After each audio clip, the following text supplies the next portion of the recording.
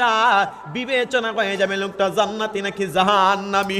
বন্ধুরে আমার, এই জন্য সময় মতো ইবাদত করো। অসময়ে কাজ করলে কাজ হবে না।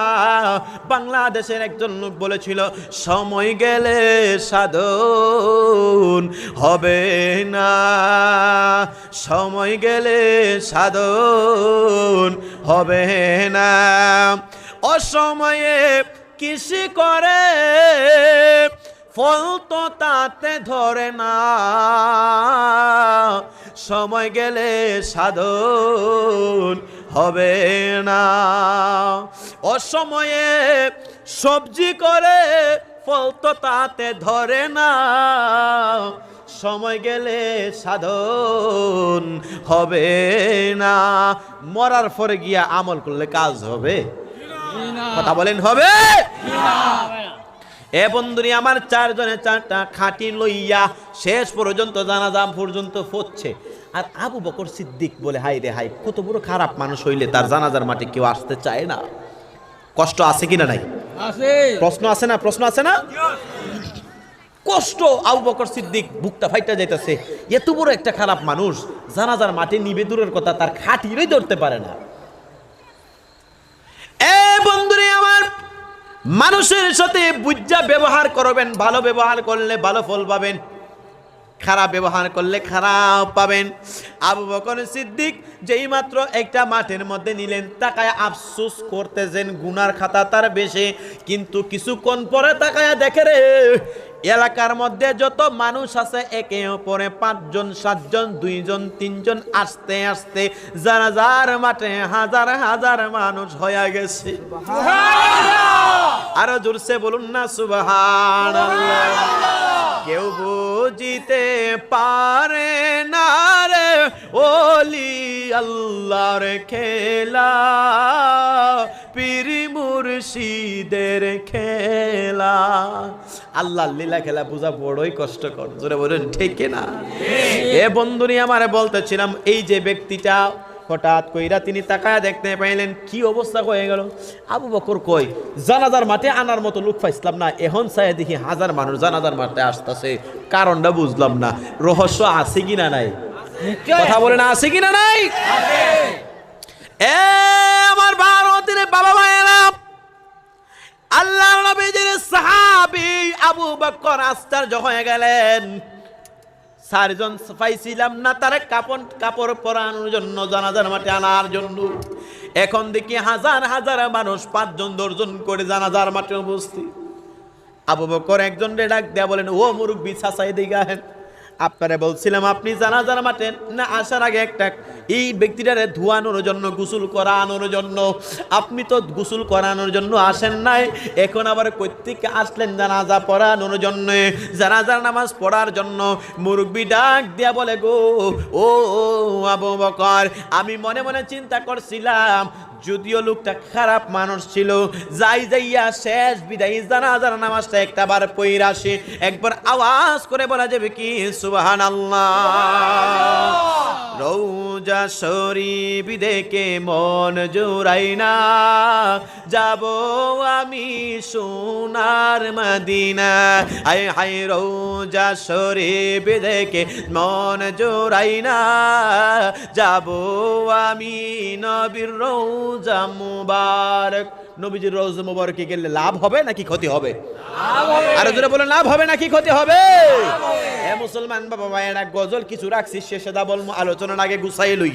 এ বন্ধুরে আমার, ডিস্টার্ব কইরেন না, ছাটা কিচ্ছু দরকার নাই।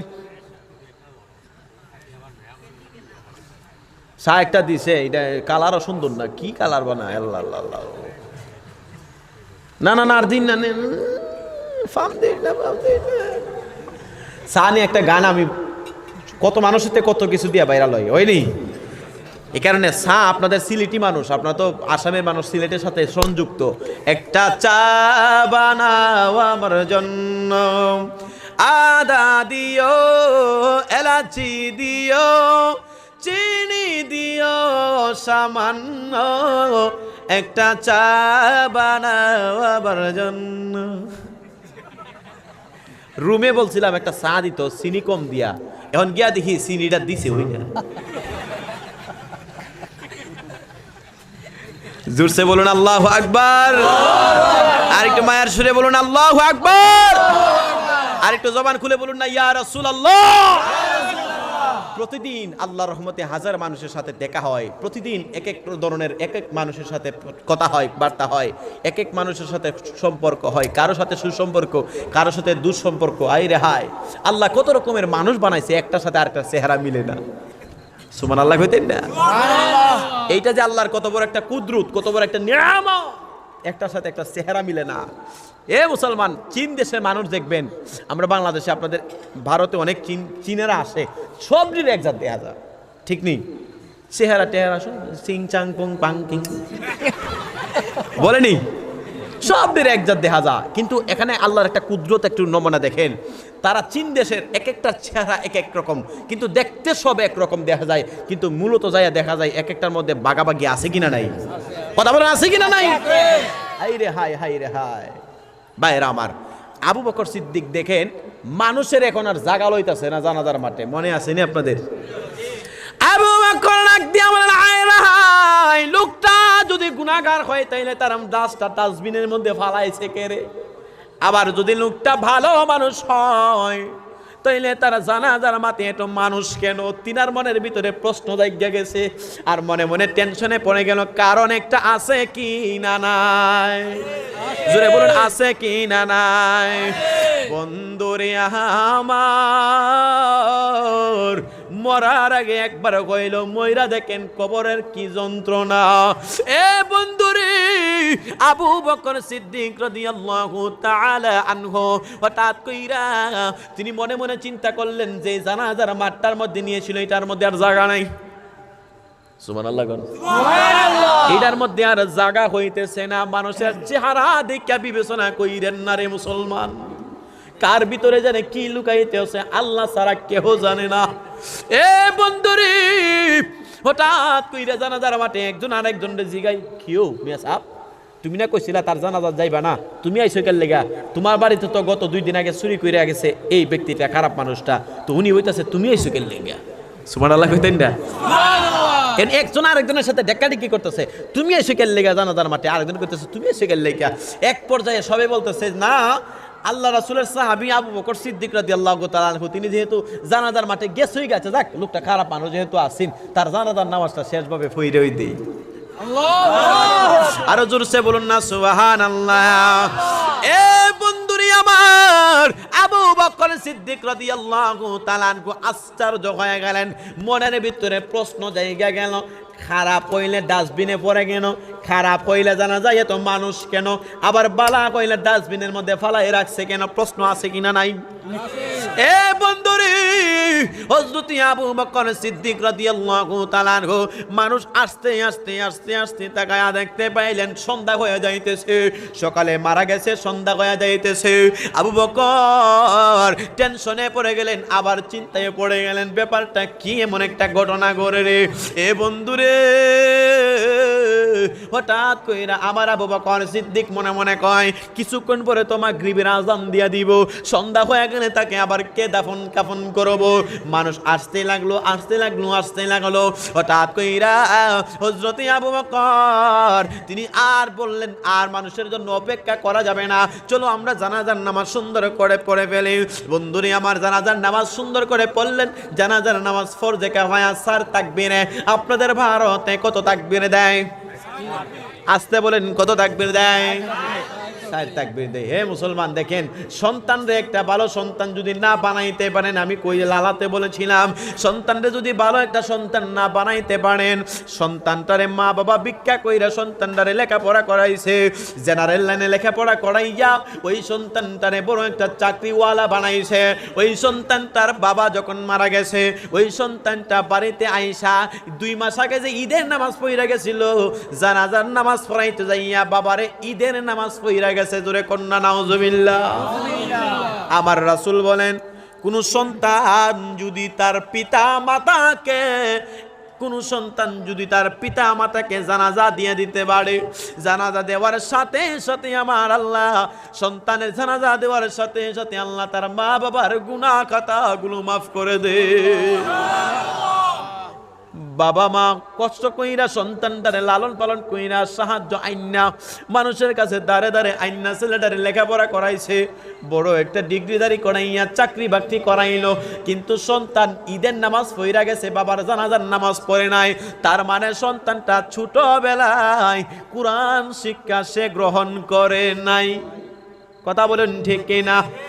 এমন সন্তান দুনিয়াতে রাখবেন না যেই সন্তানের জন্য বাবা মরার পরে কবরের কাছে যাইয়াও, কবরের ভিতরে যাইয়াও যেন বাবা জ্বলতে না হয়। এমন একটা সন্তান রাখিয়া যাবেন যেই সন্তানটা আপনার কবরের পাশে শুক্রবারে নামাজের পরে দোয়া করবে, রব্বির হামহুমা কামা রাব্বায়ানি সগীরা। এমন একটা সন্তান রাখিয়া যাইবেন। এ বন্ধুরে, আবু বকর সিদ্দিক রাদিয়াল্লাহু তাআলা আনহুর মধ্যে প্রশ্ন দুইটা, জোরে বলুন কয়টা? আল্লাহ বলেন বিসমিল্লাহির রহমানির রহিম,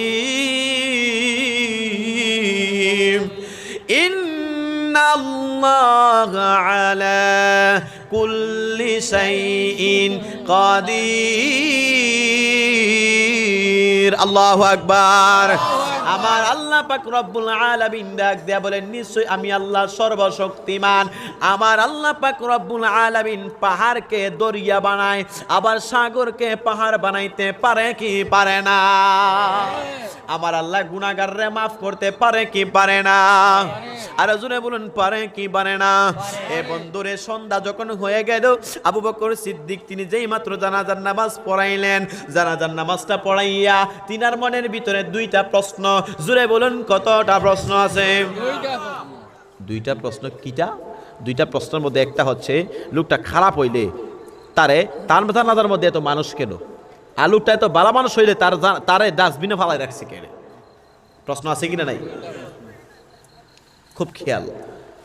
আবু বকর সিদ্দিক রাদিয়াল্লাহু তাআলা আনহু মাগরিবের সময় হয়ে যাচ্ছে, তাড়াতাড়ি করে কাফন মানে মাটি দিছে। মাটি দেওয়ার সময় আমরা একটা দোয়া পড়ি, এই যে মিনহা খালাকনাকুম ওয়া ফিহা নুঈদুকুম ওয়া মিনহা নুখরিজুকুম তারাতান উখরা। মাটি থেকে আবার উঠাইবো আমার আল্লাহ। এটাই শেষ না, আরো কাহিনী বাহি আছে। এ মুসলমান, মাটি যেই মাত্র দিয়া দিলেন, মাটি দেওয়ার পরে তাকায়া দেখতে পাইলেন তার চেহারাটা প্রথমে ডাস্টবিনে যখন ফালানো ছিল চেহারাটা ময়লা, কিন্তু কবরে রাখার সময়ও তার চেহারাটা ময়লা হয়ে আছে। তিনি কাফন দাফন তাড়াতাড়ি কইরা তিনি মাগরিবের নামাজ আদায় করেছেন। মাগরিবের নামাজ আদায় কইরা তিনি আবার যখন লোকটার জন্য এমনভাবে আফসোস করতে করতে দোয়া কইরা তিনি চলে যাচ্ছিলেন, ভাইরা বন্ধুরা বাবারা, একটা মহিলা আউলা কাউলা পাগলা বেশে, মাথার চুলগুলা তার এলোমেলো, শরীরের জামাটা ভালো কোনো জামা নাই, মহিলা লেগে আছে। একটা মহিলা দৌড়াইয়া হযরত আবু বকর সিদ্দিক রাদিয়াল্লাহু তাআলা আনহুর কদমের মধ্যে ডাক দিয়া বলেন, হুজুর, ও আবু বকর সিদ্দিক গো, ও আবু বকর সিদ্দিক, যে সন্তানটারে আপনি এমন ভাবে মাটির নিচে দাফন করলেন, ওই সন্তানটার কলিজার টুকরা মা জননী হইলাম আমি আপনাদের কাছ থেকে জানতে চাই, সন্তান যদি আতুর লুলা হয়, সন্তান যদি বুবা হয়, সন্তান যদি চুর হয়, সন্তান যদি অন্ধ হয়, সন্তান যদি সমাজের সব চাইতে বড় নিকৃষ্ট হয়, ওই সন্তানটারে বাবা বা কোনোদিন ভুলছে? আরো আসতে বলেন, ভুইলা গেছে? ওই সন্তানটার পিতা মাতা কোনোদিন ভুলে নাই। এ বন্ধুরে আমার, কিন্তু সন্তান এত অতুল লাংরা, মানে যে কোনো ধরনের খারাপ সন্তান হোক না কেন, মা বাবা তাকে ফালায়া দেয় না। কিন্তু বাবা আমার সন্তান যদি ভালো অবস্থা হয়ে যায়, কিন্তু সন্তানে বাবা আমারে ফালায়া দেয়। আছে কি না নাই? আর জোরসে বলুন, আছে কি না নাই? এই সন্তানগুলা হচ্ছে কুলাঙ্গার সন্তান। কারণ যে সন্তান পিতা মাতাকে বাদ দেয় না, যে সন্তান বাবা মাকে বাদ দিতে চায় না, যে সন্তান বিবির কথায় বাবা মাকে আলাদা করে দেয়, যেই সন্তান শাশুড়ির কথাই আলাদা করে দেয়, এই সন্তানগুলারে পাথর দিয়ে নিক্ষেপ করা দরকার। জুড়ে বলুন ঠিক কিনা? আল্লাহর কোরআনে বলেছেন ওয়াবিল ওয়ালিদাইনি হিসানা, আল্লাহ বলেছেন ওয়াবিল ওয়ালিদাইনি ইহসান করার জন্য বলছে। আল্লাহ কোরআনে বলেছেন ওয়াকাদা রাব্বুকা আল্লা তা'বুদু ইল্লা ইয়াহু ওয়াবিল ওয়ালিদাইনি ইহসানা। বাবা মা যেন শব্দটা উচ্চারণ না করে এমন ভাবে সন্তানদেরকে ইঙ্গিত করেছেন। আর সন্তান বিবি একখানা পাইছে, একটা রসগোল্লা পাইছে, এই রসগোল্লার কারণে মা বাবারে ছাইরা দেয়। আছে কিনা নাই? এই জোরে বলেন আছে কিনা নাই? এটা সন্তান না, সন্তান নামের কুলাঙ্গার। কথা বলেন না কেন? আপনারা কষ্ট পাইতেছে না? কষ্ট নাই। যে সন্তান বাবা মাকে কষ্ট দেয় আল্লাহর আরশ পর্যন্ত কেঁপে যায়। ভাইয়েরা আমার, আল্লাহ, আল্লাহ রাসূল, আল্লাহ রাসূলের পরে যার স্থান হচ্ছে সেই স্থানটা হচ্ছে মা বাবার স্থান। সুবহানাল্লাহ। যাক, ওয়া শেষ করে দিই। আপনারা এভাবে উঠতেছেন কারণটা কি?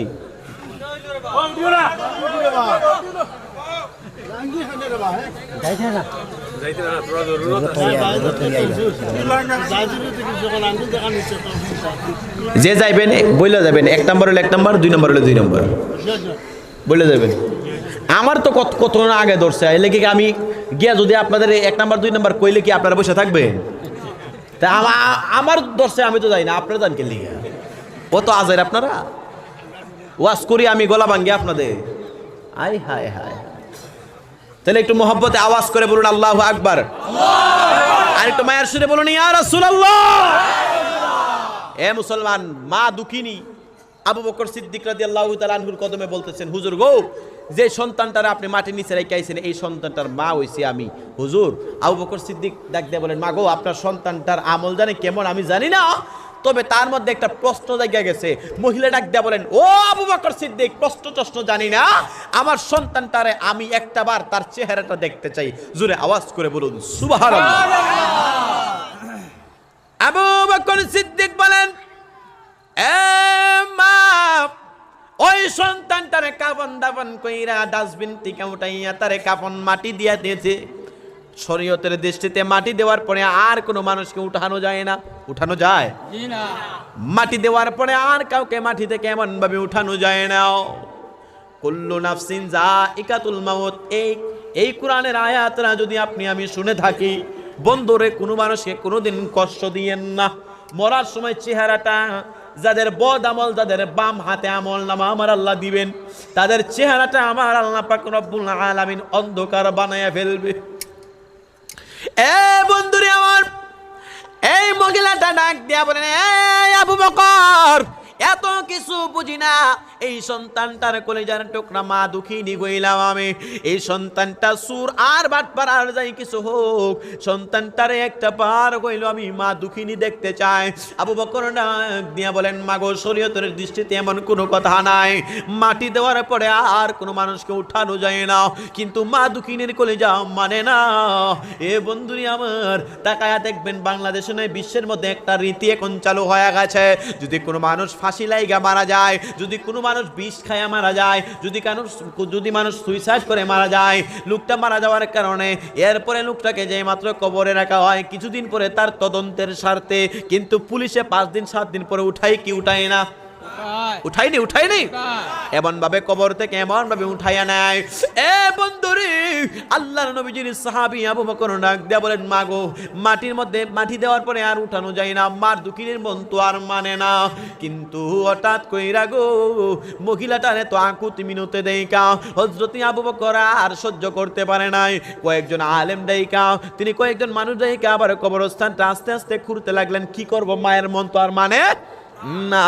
যে মাত্র মাথার সিন্দুকটা যে জায়গাটা আছে, মাথার যে শামুকটা আছে, সিন্দুক জায়গাটা রয়েছে, ওই মাথার সিন্দুকটারে সামান্য একটু যে মাত্র খুঁড়লেন, খুইরা তাকায়া দেখতে পাইলেন আল্লাহর কুদরত বোঝা যায় না রে, আল্লাহর কুদরত বোঝা যায় না। ওয়াজটা একটা মাত্র কারণ করে বলছে, কোনো মানুষের চেহারার দিকে তাকাইয়া বিবেচনা করবেন না, কোনো মানুষের পোশাকের দিকে তাকাইয়া বিবেচনা করবেন না, কোনো মানুষের চেহারা চরিত্রের দিকে তাকাইয়া বিবেচনা করবেন না, কিন্তু আপনি আমি জানি না উপর দিক দিয়ে ভালো থাকলে কিন্তু ভিতরে খারাপ আছে, কিন্তু ভিতরে খারাপ আছে আবার ভিতরে উপরে ভালো আছে, এমন কিছু লোক আছে কিনা নাই? আরো জোরে বলুন আছে কিনা নাই? এ বন্ধুরে আমার, আবু বকর সিদ্দিক রাদিয়াল্লাহু তাআলা আনহু কবরের পাশে দাঁড়ানো, 4-5 জন লোক কবরের পাশে দাঁড়ানো, ওই মহিলাটা যে সন্তানের মাতাও কবরের পাশে দাঁড়ানো। কিতাবের মধ্যে যখন আমি আলোচনাটা পড়লাম, আমার চোখের মধ্যে জোর জোর করে পানি চলে আসছিল। খোদার কসম করে বাবারা মুসলমান, আমার শরীরের পশমগুলো দাঁড়ায়া যায়। এই আলোচনাটা যেই মাত্র কিতাবের মধ্যে দেখলাম, আবু বকর সিন্দুকটা খুলতে দেরি কইছে গো, মুখের এই অংশটা, মুখের মাটির অংশটা খুলতে দেরি হয়েছে। আল্লাহর কুদরত বোঝা যায় না রে। কবরের মধ্য থেকে এমন একটা ঘ্রাণ আসতে লাগলো, মনে হচ্ছে সেই ঘ্রাণটা মস্কে আম্বরের সরাসরি জান্নাত থেকে বাহির হইতে লাগলো। একবার আওয়াজ করে বলা যাবে কি আল্লাহু আকবার। হযরত আবু বকর এমন একটা আশ্চর্য হইলেন, আশ্চর্য হইয়া ডাক দিয়া বলেন, হায় রে হায়, সকালে কি দেখলাম, বিকালে কি হয়ে গেল। তিনি চোখের পানি আর ধরে রাখতে পারেন নাই, চোখের পানি সাইরা দিয়া ডাক দিয়া বলেন, আল্লাহ গো, তোমার লীলা খেলা কেউ বুঝে কেউ বুঝে না। আল্লাহ তোমার লীলা খেলা কেউ বুঝে কেউ বুঝে না। আই হায় আল্লাহ তোমার লীলা খেলা কেউ বুঝে কেউ বুঝে না। সকাল ভেলার ধনী রে তুই ফকির সন্ধ্যা বেলা, আল্লাহ তোমার লীলা খেলা কেউ বুঝে কেউ বুঝে না। আয় হায় আল্লাহ তোমার লীলা খেলা। আবু বকর সিদ্দিক চোখের পানি জোর জোর করে ছেড়ে দিয়া তিনি দাঁড়ানো থেকে সাথে সাথে তিনি মাটির মধ্যে বসে গেলেন। সকালে কি দেখলাম, আবার সন্ধ্যাবেলায় লোকটা ধনী হয়ে গেল। সকালবেলার ফকির রে তুই সন্ধ্যাবেলা ফকির, সকালবেলার ধনীর তুই ফকির সন্ধ্যাবেলা। এ বন্ধুরে, সকালবেলা যার দেহটা ছিল ডাস্টবিনের মধ্যে, মানুষ তারে জানাজা দিতে চাইছে না, কিন্তু জানাজার মাঠে যাইয়া দেখে জানাজার মাঠে জায়গাও হয় না। জোরসে বলুন না সুবহানাল্লাহ। এ বন্ধুরে, আমার আল্লাহ কত প্রকারের মানুষ পৃথিবীতে আমার আল্লাহ বানাইছে। যেই মাত্র আবু বকর সিদ্দিক তাকায়া দেখতে পাইলেন এত সুন্দর নূরানি একটা ঘ্রাণ পাওয়া যায়, এই ঘ্রাণটা তিনি আশ্চর্য হয়ে গেলেন। মা দুঃখিনী পাগলার মতো দাঁড়ায় আছে, মা দুঃখিনী তাকায়া তাকায়া চেহারার দিকে হাসতে লাগলো। পাশে যে 4 জন ব্যক্তি ছিলেন কবর খুঁড়নেওয়ালা, জোরে বলুন কি খুঁড়নেওয়ালা? আপনাদের এদিকে ভারতে কবর যারা খুঁড়ে তাদেরকে কি বলা হয়? যারা কবর খুঁড়ে কি বলা হয়? হ্যাঁ হ্যাঁ,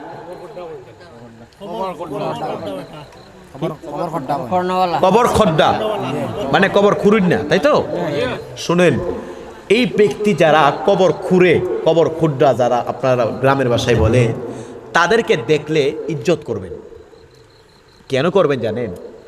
আপনার ছেলে, আমার বাড়ির একটা কাহিনী বলি, আমার বাড়ির একটা কাহিনী বলি, মিডিয়ার মানুষ বুঝুক মানুষের অবস্থাটা কোন পর্যায়ে চলে যায়।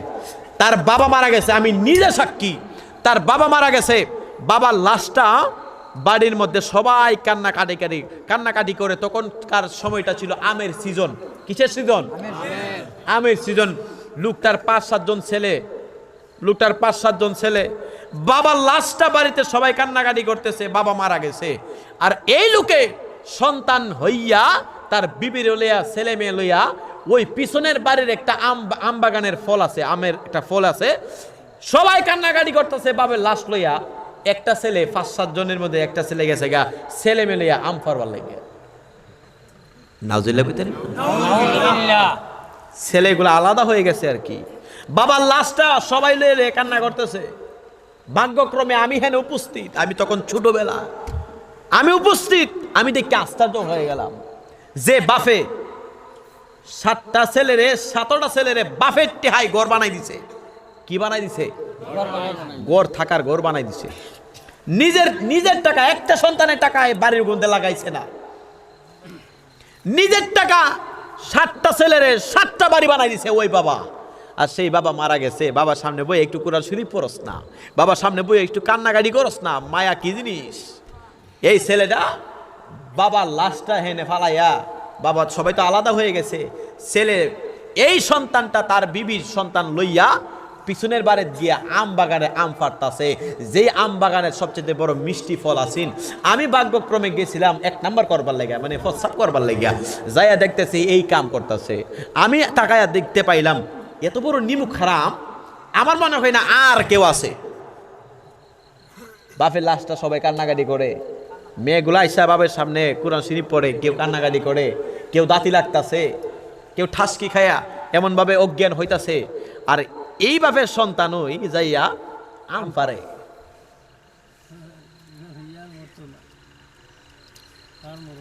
তার এখন চিন্তা হয়েছে বাপ তো বাপের পথে চলে গেছে, আমি আর কি করব?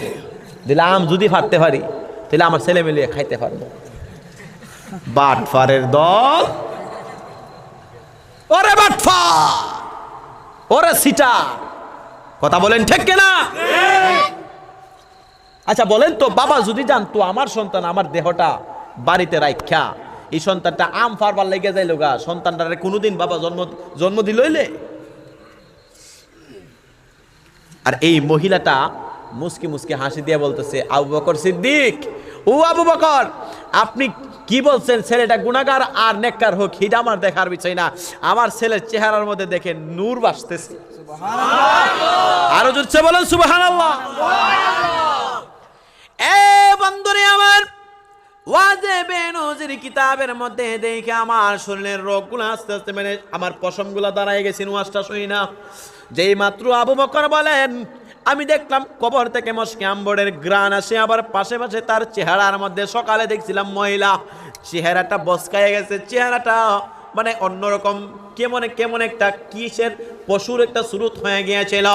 জানাজার মাঠে নেওয়ার পরেও তার চেহারাটা তেমন ভালো ছিল না, কিন্তু কবর থেকে 5, 10, 15, 20 মিনিটের ব্যবধানে কবর থেকে জান্নাতি সুগান পাওয়া যায়, পাশাপাশি চেহারাটার মধ্যে নূরে নূরে জলমল জলমল করে। বন্ধুরে আমার, আবু বকর সিদ্দিক রাদিয়াল্লাহু তাআলা আনহু জায়গার মধ্যে বইসা কান্নাকাটি করে, আল্লাহ গো, ও মায়াল আল্লাহ, তোমার প্রেম বুঝার মতো ক্ষমতা আমার বুঝি নাই। এ বন্ধুরে আমার, কোনদিন কোন মানুষের পোশাক দেখে বিবেচনা করবা না, চেহারা দেখে বিবেচনা করবা না। চেহারা দেখে যদি বিবেচনা করো গো, তাইলে মধ্যে একটা উদাহরণ দিতে হয় হযরতে বিলালের কথা। আমার নবী মেরাজে গেলেন, যাইয়া দেখে বিলালের আওয়াজ শোনা যায় জান্নাতে। আর জোরসে বলুন না সুবহানাল্লাহ। আমার মদিনার নবী মেরাজ শরীফের মধ্যে যাইয়া দেখে গো, হযরতে বিলালের পাওয়ার আওয়াজ শোনা যায়। নবী আমার জান্নাত থেকে আয়েশা, নবী আমার মেরাজ শরীফ থেকে আয়েশা বলেন, এ বেলাল, আয় আয় আয়, তুমি কোন আমল করো গো? তোমার তো পাওয়ার আওয়াজ আমি জান্নাতের মধ্যে পাইলাম। বেলাল কিন্তু এত কালো চেহারাওয়ালা সাহাবী, বেলালের মতো এত কালো সাহাবী আর জগতের মধ্যে কেহ নাই। এ বন্ধুরে আমার, ওই বেলালের চেহারার মধ্যে এত কালো ছিল, তিনার দাঁত বাদে কোনো কিছুই দেখা যাইত না। সেই বেলাল কিন্তু এমন একজন মর্যাদাপূর্ণ সাহাবী, যিনার পাওয়ার আওয়াজ জান্নাতের মধ্যে শোনা যায়। সেই জন্যই তো বলবো, চেহারা দেখে কোনোদিন কোনো মানুষকে বিবেচনা করবেন না। এ বন্ধুরে আমার, আবু বকর সিদ্দিক একানের মধ্যে প্রশ্নবিদ্ধ হয়ে গেলেন। প্রশ্ন আছে কিনা নাই? আছে। কথা বলেন, আসেনি? তিনি কি করলেন? তিনি এখন আর কিছু বুঝে না, কাউরে কি বলবো, কাউরে কি বুঝাইবো, নিজের মধ্যে প্রশ্ন নিয়ে তিনি কি করলেন? ওইখান থেকে চলে আসলেন আয়েশা, সুন্দর কইরা এশার নামাজ তিনি জামাতে আদায় করলেন। এশার নামাজ একটা ওয়াজ শুনেন রে বাবা, কোন ব্যক্তি যদি মিসওয়াক সহকারে, মিসওয়াক তো বুঝেন, কোন ব্যক্তি যদি সুন্নতি তরিকায় মিসওয়াক কইরা সুন্দর কইরা জামাতে সুন্দর করে উজু বানাইয়া জামাতে নামাজ আদায় করতে পারে, নিজে একাকিত্বভাবে নামাজ আদায় করতে যে সওয়াব, কিন্তু জামাতে নামাজ আদায় করলে আমার আল্লাহ 27 গুণ সওয়াব তার বাড়াইয়া দেয়। আর আর একটু আওয়াজ করে বলা যাবে কি সুবহানাল্লাহ। বন্ধুরে আমার,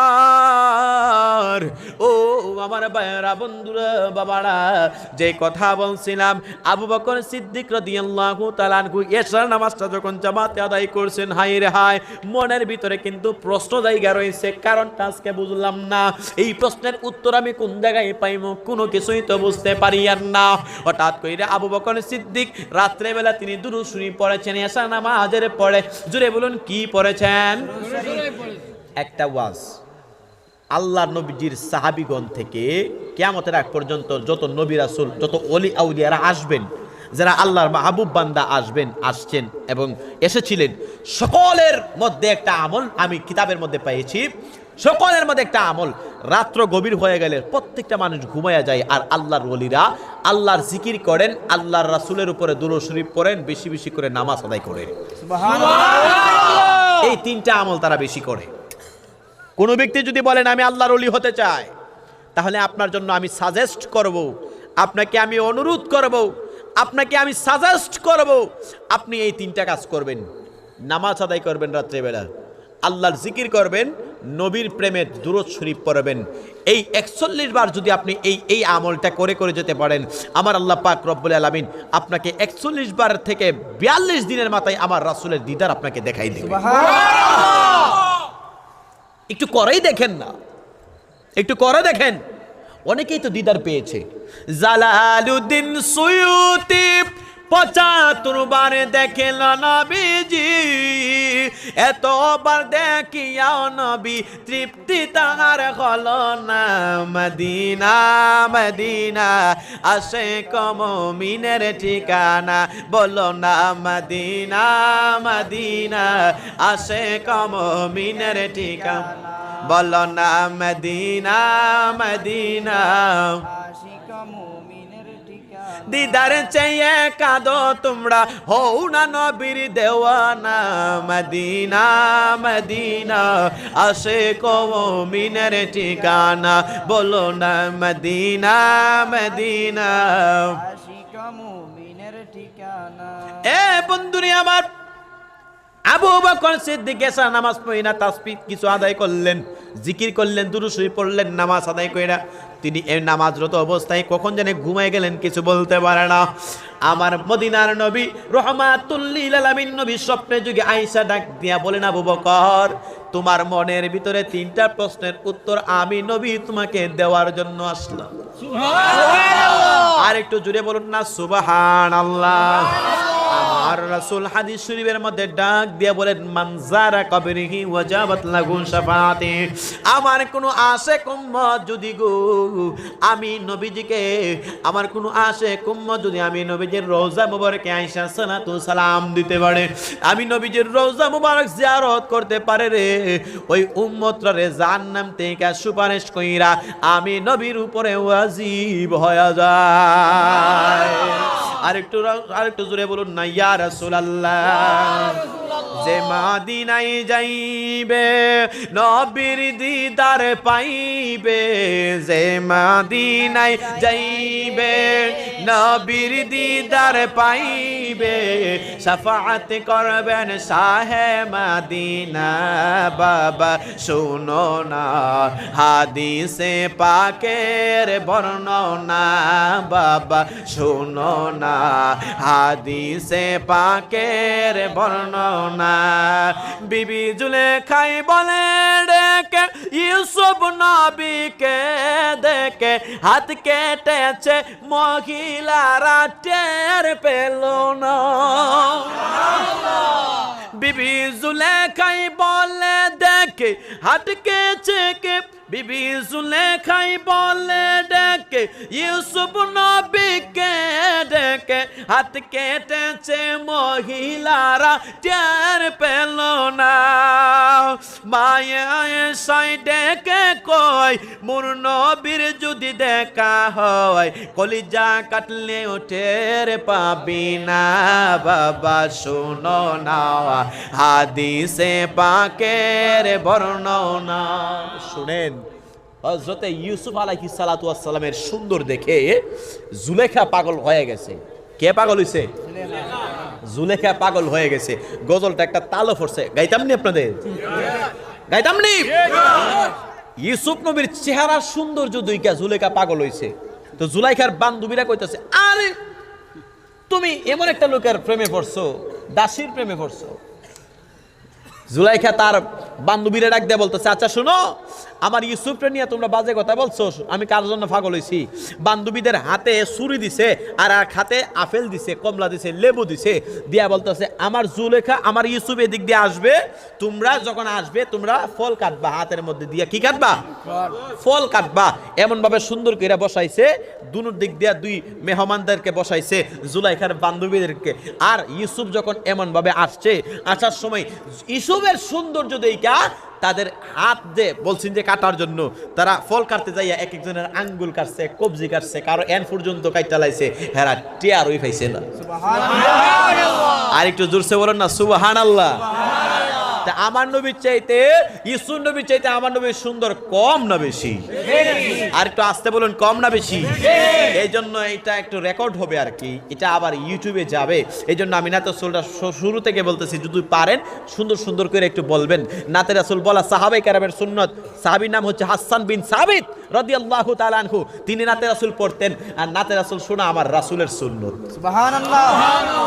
যে মদিনায় যাইবে নবীর দিদার পাইবে, শাফাআত করবে শাহে মদিনা। বাবা শোনো না হাদিসে পাকের বর্ণনা, বাবা শোনো না হাদিসে পাকের বর্ণনা। বিবি জুলেখাই বলে ডেকে ইউসুফ নবীকে দেখে, হাত কেটেছেন মহিলারা টের পেল না। মায়া এসাই ডেকে কয়, মোর নবীর যদি দেখা হয়, কলিজা কাটলে ও টের পাবি না। বাবা শুনো না হাদিসে পাকের বর্ণনা, বাবা শুনো না হাদিসে পাকের বর্ণনা।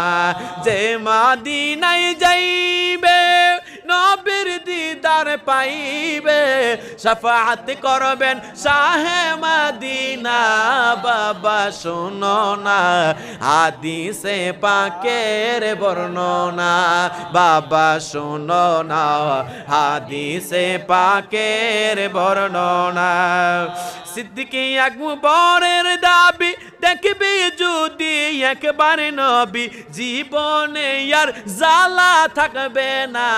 বাবা শুনো না হাদিসে পাকের বর্ণনা, বাবা শুনো না হাদিসে পাকের বর্ণনা।